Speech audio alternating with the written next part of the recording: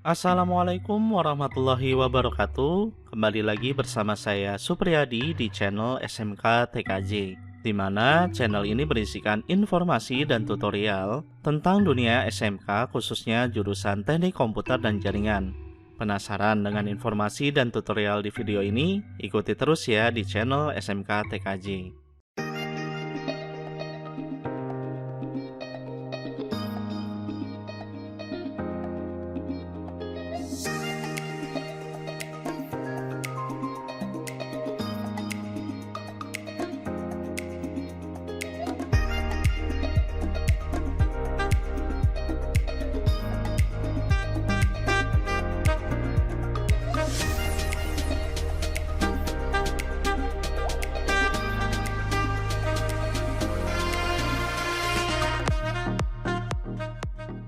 Untuk mata pelajaran yang akan kita pelajari pada video kali ini yaitu Administrasi Infrastruktur Jaringan. Sedangkan untuk materi yang akan kita bahas masih berhubungan dengan manajemen routing pada router Cisco, di mana sebelumnya kita sudah membahas tentang protokol routing pada materi sebelumnya.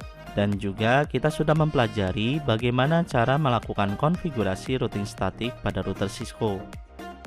Untuk materi kali ini, kita akan membahas tentang bagaimana cara melakukan konfigurasi dynamic routing pada router Cisco menggunakan Routing Information Protocol atau yang disingkat dengan sebutan RIP. RIP atau Routing Information Protocol adalah salah satu protokol routing dinamik di mana jenis routing ini menggunakan hop count sebagai routing metric yang digunakan untuk menentukan jalur terbaik atau the best path agar paket yang dikirim sampai ke tujuan tertentu. Hop count itu sendiri merupakan jumlah router yang akan dilewati oleh sebuah paket yang dikirim ke jaringan tertentu. RIP memiliki jumlah maksimum hop pada routing sebanyak 15 hop. RIP juga termasuk jenis Distance Vector Routing Protocol yang memiliki nilai administratif distance yaitu 120. Routing Information Protocol memiliki 3 versi yang dapat digunakan di dalam jaringan. Yang pertama adalah RIP v1, merupakan versi routing RIP pertama kali digunakan. RIP v1 mengirimkan informasi tabel routing ke router lainnya dengan mengirimkan broadcast ke semua jaringan yang memiliki protokol routing yang sama. Selain itu, RIP dikenal sebagai Classful Routing Protocol karena tidak mengirim informasi subnet mask ke dalam informasi routing update dan tidak mendukung authentication ketika mengirim pesan update. Yang kedua yaitu RIP v2, dikenal sebagai Classless Routing Protocol karena mengirim informasi subnet mask ke dalam informasi routing update. RIP v2 dikirim secara multicast dengan address 224.0.0.9. Selain itu, RIP v2 sudah mendukung authentication untuk melakukan pertukaran informasi tabel routing. Yang terakhir yaitu RIP INC, di mana RIP INC ini digunakan untuk melakukan routing dengan menggunakan IPv6. RIP INC akan mengirimkan informasi tabel routing secara multicast dan juga menggunakan classless. Lalu, bagaimana cara melakukan konfigurasi RIP pada router Cisco? Untuk dapat melakukan konfigurasi Routing Information Protocol pada router Cisco, kita akan menggunakan topologi sebagai berikut.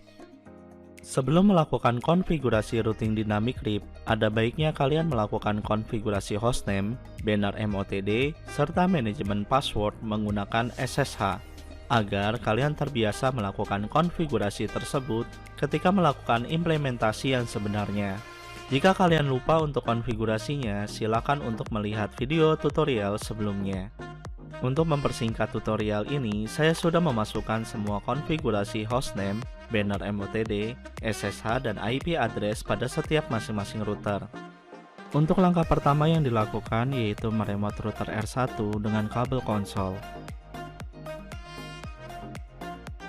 Kemudian kita remote menggunakan terminal. Setelah itu, kita masuk ke dalam router R1. Sebelum melakukan konfigurasi routing RIP v1, ada baiknya kita memeriksa network yang ada pada router R1. Dari informasi tersebut, kita bisa lihat bahwa network yang terhubung langsung dengan R1 adalah 12.12.12.0.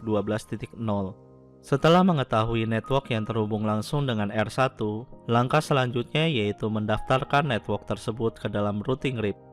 Kita masuk dulu ke dalam routing RIP-nya. Kemudian kita masukkan network yang ada di dalam R1 dengan perintah seperti ini. Dikarenakan network yang terhubung di R1 hanya satu network saja, maka yang kita daftarkan ke dalam routing RIP hanya satu saja. Untuk melihat jenis protokol routing di router, kita bisa gunakan perintah sebagai berikut. Dari informasi tersebut, kita simpulkan bahwa routing yang digunakan oleh router tersebut adalah RIP, yang bisa dilihat pada bagian routing protocol is. Untuk interface yang digunakan untuk melewati RIP adalah gig 1/0. Selain itu juga versi yang digunakan adalah versi 1, yang bisa dilihat di default version control. Kemudian kita lihat informasi tabel routing RIP pada router R1. Nah, kenapa tabel routingnya tidak ada? Hal ini dikarenakan di dalam jaringan yang terhubung dengan router tersebut belum ada yang memiliki routing RIP, sehingga tabel routing RIP pada router R1 belum tersedia. Untuk itu, kita lakukan hal yang sama pada R2. Untuk memudahkan, kita remote saja R2 menggunakan SSH dari R1. Nah, karena kita tidak tahu IP berapa yang digunakan oleh R2, maka kita bisa melihatnya dengan menggunakan bantuan CDP. Tentunya, kalian harus mengaktifkan CDP di setiap interface yang terhubung dengan router lainnya. Nah, bisa dilihat bahwa yang terhubung langsung dengan R1 adalah R2 dengan IP address 12.12.12.2. Oke, kita remote dulu R2 menggunakan SSH.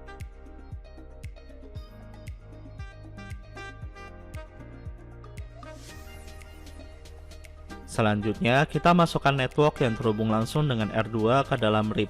Tetapi sebelumnya, kita periksa dulu network apa saja yang ada di R2. Nah, bisa kita lihat di sini ada dua buah network yang terhubung langsung dengan R2. Kita masukkan semuanya ke dalam routing RIP.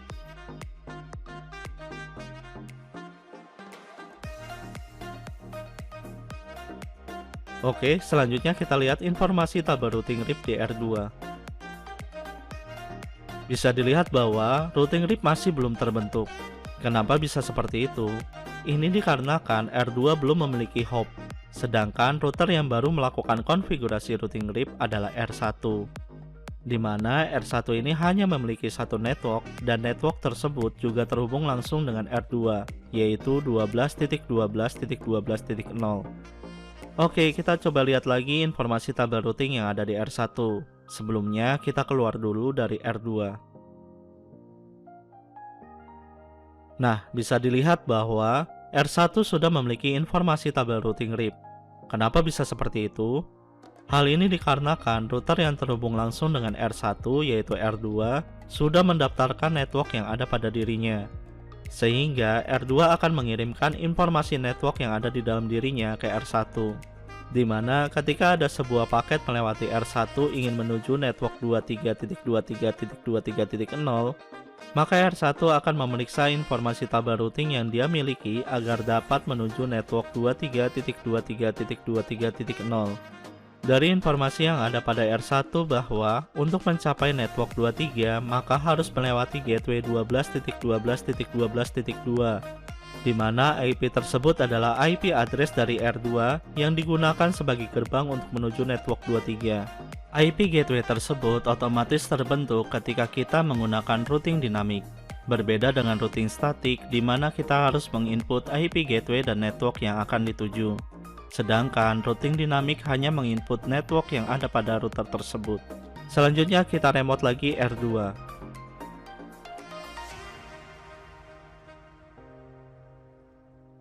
Kemudian kita lihat CDP-nya untuk mengetahui IP address pada router yang akan kita remote selanjutnya, yaitu R3. Di sini bisa dilihat dari informasi CDP tersebut bahwa IP address yang ada di R3 adalah 23.23.23.1. Kemudian kita remote R3 dengan IP address 23.23.23.1. Oke, selanjutnya kita cek network yang ada pada router tersebut. Nah, dari informasi tersebut, R3 hanya memiliki satu network. Oke, selanjutnya kita masukkan network tersebut ke dalam routing RIP. Kita lihat informasi tabel routing RIP-nya. Nah, dari informasi tabel routing tersebut dapat disimpulkan bahwa jika ada sebuah paket yang melewati R3 di mana paket tersebut ditunjukkan untuk network 12.12.12.0, maka R3 akan memeriksa informasi tabel routing yang ada pada dirinya, dan di situ terlihat bahwa untuk mencapai network tersebut harus melewati gateway 23.23.23.2 yang merupakan IP address yang ada di R2 yang menjadi gerbang untuk menuju network 12.